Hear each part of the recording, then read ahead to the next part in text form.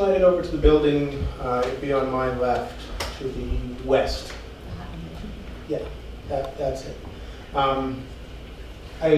When we start asking for the architectural details that the acoustics added in there, I worry that we may end up with a chimera. We've all taken a look at it, and we've all, or chimera, it's the mythical creature with the head of a goat and a dragon and a scorpion's tail and bat wings.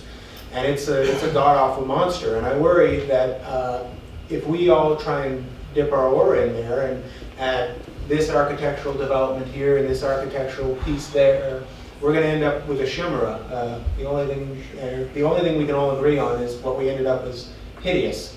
And maybe that's not what would happen. Maybe we'd get something very beautiful, but that's my concern for adding those elements on.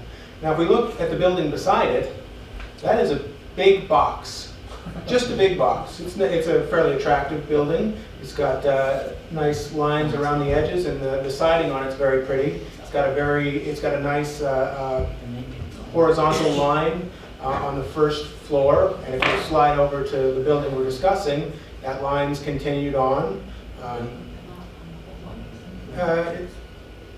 Could you keep sliding, please?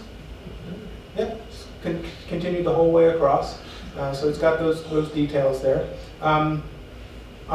Somebody asked me yesterday if I would want this building to be my legacy. And I think that's a huge amount of hubris on my part. I mean, the only thing I will do is vote for or against it. So, and I'll say that I would be happy to 20 years from now be able to say that I was on the council that approved this building.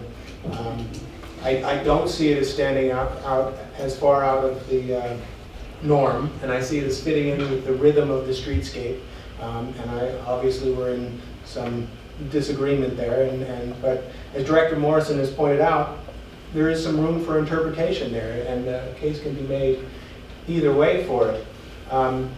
What I worry is 20 years from now, I have to say I was on the council that didn't approve it, that couldn't make up their mind and couldn't see what we were asking for in the MPS when it showed up. And if we don't approve this building, I think we do need to seriously amend our MPS, and it has to say front and center, the most important factor of any building downtown at least is how it looks. It has to meet with the Queen Anne and the three architectural styles that Councillor Donovan pointed out to us. And if that's, that's fair, and then that's, I don't know a tremendous amount about architecture, and if council wanted that to be how downtown looked, then when future developments came to me, I would look and I would see if they fit in the Queen Anne and the other two styles, architectural styles that she suggested. I don't see the architectural guidelines for the downtown area demanding that, and I certainly don't see that in the MPS. It's recommended, it's suggested.